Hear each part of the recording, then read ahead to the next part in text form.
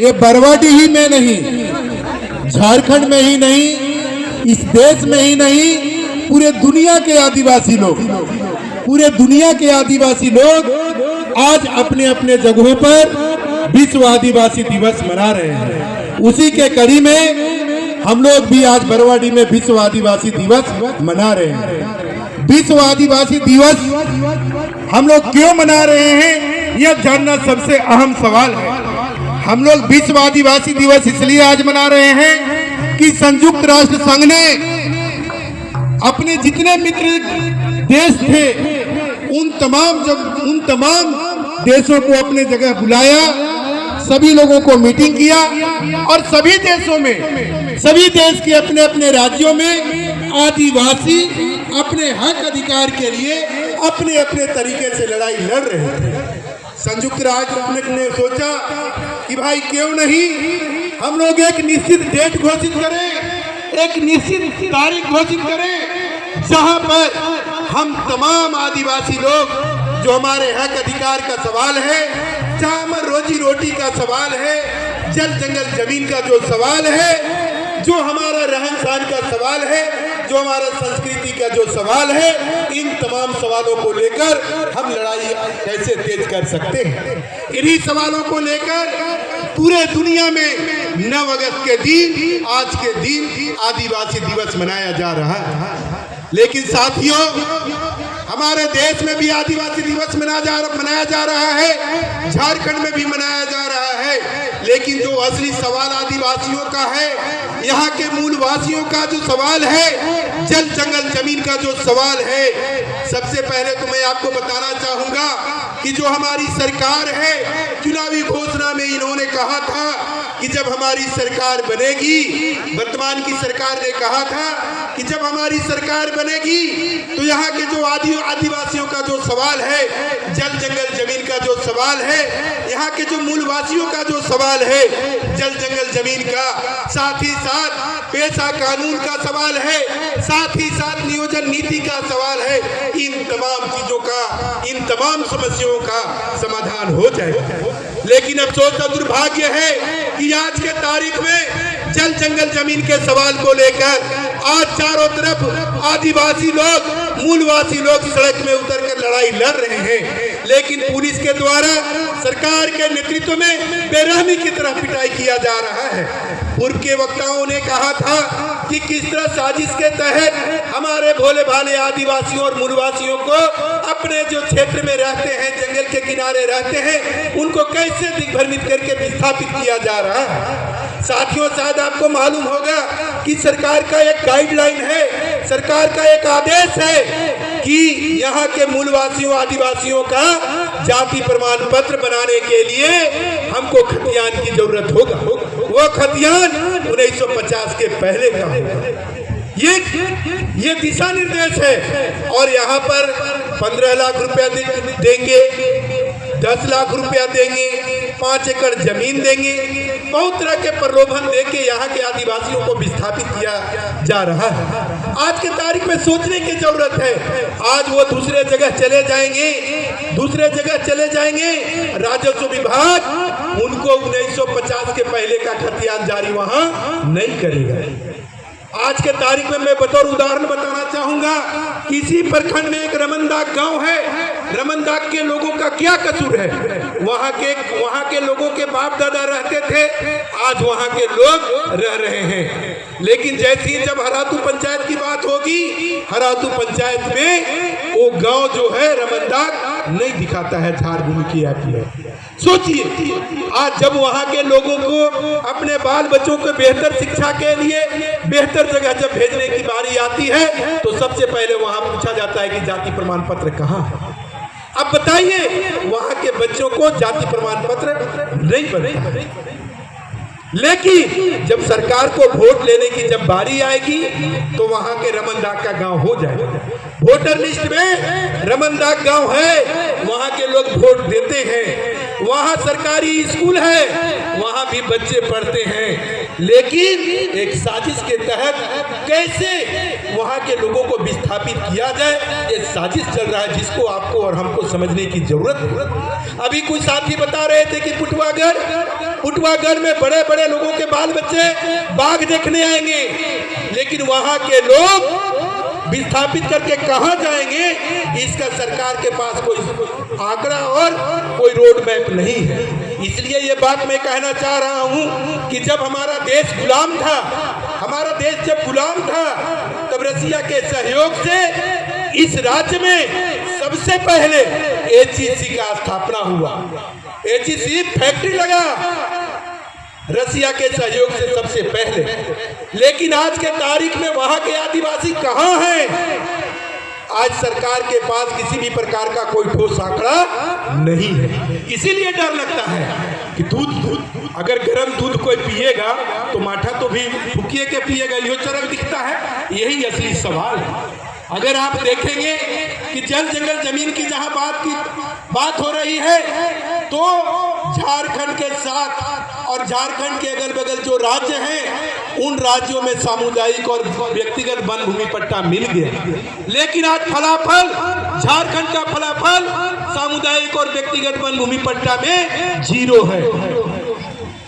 आज के तारीख में मैं बताना चाहूंगा आपको कि एक्सपोजर विजिट में कुछ दिन पहले कुछ ग्राम सभा के प्रधानों के साथ हम उड़ीसा गए थे।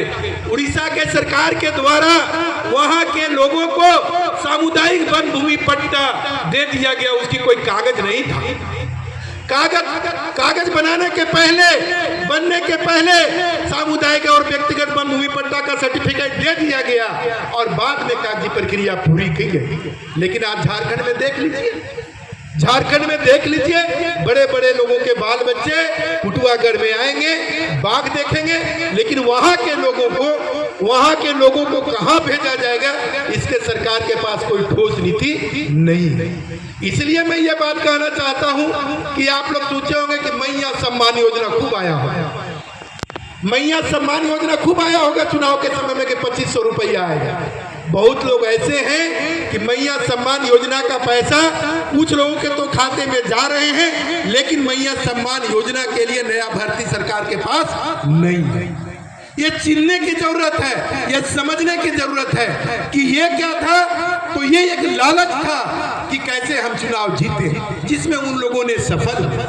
आज मैया सम्मान योजना का जो है नया भर्ती बंद है और हम लोगों का एक्सपीरियंस है, हम लोगों ने होमवर्क किया है कि प्रति महीना 15,000 लोग मैया सम्मान योजना से बाहर हो रहे हैं। 15,000 लोग प्रति महीना मैया सम्मान योजना से बाहर हो रहे हैं, क्योंकि उनका उम्र तो चल जा रहा है, 50 साल से ऊपर हो जा रहा है, तो बाहर हो जा रहे हैं। अब सरकार के देखिएगा कि सरकार ने भी तो वादा किया था कि भाई चुनाव में कि जब हमारी सरकार बनेगी तो यहाँ के नौजवानों को टोकरी के नौकरी के लिए बड़े बड़े महानगरों में भटकने की जरूरत नहीं पड़ेगी। कभी कभी आप देखिएगा कि हमारे अगल बगल के नौजवान बाहर जाते हैं, बाहर के महानगरों में काम करने के लिए, कभी कभी वहां से उनका लाश आता है। सोचिए उस बाप माई पर क्या गुजरता होगा, उसका डेड बॉडी आता है। लेकिन सरकार के पास अभी तक कोई ठोस नीति नहीं बना हुआ है कि यहाँ के नौजवान जो टोकरी के नौकरी के लिए दर दर भटक रहे हैं, कैसे उनको यहाँ पर काम रोजगार दिया जाए। जब झारखंड अलग हो रहा था, हम लोग भी बहुत खुश हो रहे थे कि हमारे माँ बहनों को, हमारे दोस्तों को, नौजवानों को अब काम झारखंड में ही मिलेगा। आप देखते होंगे कि झारखंड में कोयला सबसे अधिक मिलता है, लेकिन वो कोयला पहले एक डीजल गाड़ी से जाता था, अब दो को डीजल गाड़ी, एक गड़िया में जोड़ के 2 को डीजल गाड़ी से कोयला जाता है। लेकिन कोयला से संबंधित झारखंड में किसी भी प्रकार का कोई रोजगार नहीं है, कोई रोजगार नहीं है। और सरकार चाहती है कि आपका और हमारा बेटा खिचड़ी स्कूल में पढ़े ताकि किसी भी प्रकार से हम सिर्फ नाम लिखना जाए। वो चाहता है कि यहाँ के लोग अनहर रहे, पढ़े लिखे नहीं हो, ताकि उसके जो है अधिकार हम छीन के बड़े बड़े पूंजीपतियों को देते रहे। आप अगल बगल में जितना देख लीजिए, स्कूल में 1 मास्टर होगा, 2 मास्टर होगा, बहुत सारे ऐसे स्कूल हैं जहाँ पर 1 टीचर है। आपके बच्चे जब स्कूल जाएंगे उसको भी बढ़िया से पढ़ाई नहीं होगी। अगर आप गलती से आपके घर के अगल बगल उप स्वास्थ्य केंद्र होगा वहां भी जाएं तो आपको डॉक्टर नहीं मिलेगा, वहां दवाई भी नहीं है। आप जाइएगा तो सर्दी में एक दवाइया, बुखार लगेगा तो एक दवाइया, खोखी होगा तब वो एक दवाइया। आप अगल बगल जाके देख लीजिएगा, यही स्थिति है अस्पताल की। तो स्कूल में मास्टर नहीं, सोच लीजिए, और अस्पताल में डॉक्टर नहीं, दवाई नहीं। और अगर इन सवालों को लेकर अगर आप सड़क में उतरिएगा तो आपको नक्सलाइट कह दिया जाएगा, तथा कथित नक्सलाइट कह के, उग्रवादी कह के आपको गलत तरीके से गलत इल्जाम लगा के गलत केस बना के आपको जेल भेज दिया जाएगा। ऐसा परिस्थिति है झारखंड में। और वो चाहते हैं कि आपका जो स्थिति है ऐसा ही बना हुआ रहे, कोई आपके स्थिति में सुधार नहीं है। यही वो चाहते हैं। जैसे कहते हैं कि आपको घर लूट लेगा, घर लूट के और कंबल दे देगा और बोलेगा कि यही विकास है। बहुत सारे लोगों को आप देखिएगा कि आवास अभी तक नहीं मिला है। आवास किसको मिलता है? जिसको घर है, जिसको घर है, पक्का के बढ़िया घर है, नौकरी है, आज उसको राशन कार्ड है और उसको घर मिल रहा है कि नहीं साथी? स्थिति घर उन्हीं लोगों को मिलता है जिसको वास्तव में घर है। लेकिन आपके पास घर नहीं है। घर इसलिए नहीं है कि 10,000 रुपया नहीं है। और उस लूट में ऐसा नहीं है, उस लूट का एक हिस्सा जो छूट मिली हुई है कि जिसको आप घर दीजिएगा उससे 5 से 10,000 रुपया आपको लेना है, इसके लिए पूरी छूट मिली हुई है। आप कंप्लेन करते रहिएगा, ब्लॉक में न वीडियो आपका सुनेगा, न आपका वीडियो सुनेगा, न तो आपका सीओ सुनेगा। आज के तारीख में गलती से आपको मोटेशन करवाना है, अगर गलती से आप अगर जाएं कि फलाना जमीन हमको बंदोबस्त कराना है, आपके नाम पर नहीं होगा। जोत कोड आपका है, अगर आप देखिएगा तो जोत कोड आपका है, फूटा आपने काटा, लेकिन रसीद किसके नाम से कट गया? जो उस गांव के दबंग और मजबूत आदमी है, उसके नाम से रसीद कटेगा। और अगर आप जाइएगा तो छोड़ दीजिए, आज के तारीख में थाना को भी अगर गलती से कुछ तूतू में अगर हो जाए तो जाके आप थाना देखिए, थाना में बुझाएगा, ऐसा लगेगा कि आप ही कोई बड़ा गुनाहगार है। बोले कौन है, कहाँ है? बहुत तरह के मानसिक रूप से प्रताड़ित किए जाएंगे। और गलती से चल गया तो 5 से 10,000 के बगैर आपका जो है छुटकारा होने वाला नहीं है। 5 से 10,000 रुपये लगेंगे, आपको लगना है, लेकिन क्या करिए, यही स्थिति बनी हुई है। अब बताइए, जिसका पांव कब्र में लटका हुआ है, जिसका पांव कब्र में लटका हुआ है, कब वो दुनिया छोड़ के चले जाएंगे, उनको क्या मिलेगा? 1,000 रुपये, 1,000 रुपये मिलेगा। और जो शारीरिक रूप से ठीक ठाक है उनको 2,500 रुपया मिलेगा। हम ये नहीं इल्जाम लगा रहे हैं कि आप उनको 2,500 रुपया क्यों दे रहे हैं, हमारा कहना है कि उनको 2,500 रुपया दें, लेकिन इसके साथ ही साथ वृद्धा पेंशन में भी 2,500 रुपये आप लागू करो। ये सरकार से मांग करना है हम लोग को। अगर नहीं मांगिएगा, अपने हक अधिकार के लिए नहीं खड़ा होइएगा, नहीं लड़िएगा, तो आपको जो है आपका हक अधिकार तो मिलेगा नहीं। कभी कभार जो है रैली जुलूस होगा, विश्व आदिवासी दिवस मनेगा, सब हम लोग एकजुट होंगे, नाचेंगे, गाएंगे और अपने हक अधिकार के बगैर सोचे अगर घर वापस जाइएगा तो आने वाला पीढ़ी हम तमाम लोगों को गाली देगा कि हमारा पूर्वज जो था कैसा नालायक था, जो अपने हक के लिए, जो अपने अधिकार के लिए नहीं लड़ी। इसलिए ये बात मैं पुनः आपको कहना चाह रहा हूँ कि आप जो है आप अपने हक अधिकार के लिए लड़िए। आज सरकार से भी हमको मांग करना है कि सरकार आने से पहले सरकार हमको कही थी, चुनावी घोषणा में उन्होंने कहा था कि यदि हमारी सरकार बनेगी, वर्तमान की सरकार कही थी कि हमारी सरकार अगर बनेगी तो हम 1932 के खतियान के आधार पर हम नियोजन नीति लाएंगे। और नियोजन नीति से क्या होता? वो नियोजन नीति से 3rd और 4th ग्रेड की जो नौकरी है, हम ये बात नहीं कर रहे हैं, 3rd और 4th ग्रेड की नौकरी जो है वो यहाँ के लोगों को मिलेगा, ये बात सरकार की। आज ये बात नहीं है, अन्यत्र राज्यों में यदि आप जाएंगे तो वहाँ भी 3rd और 4th ग्रेड की नौकरियों में वहाँ के स्थानीय लोगों को मान्यता है, वहाँ के स्थानीय लोगों को नौकरी मिलता है। लेकिन अफसोस झारखंड में ये हम लोगों को जो है मुनासिब नहीं हो पा रहा है।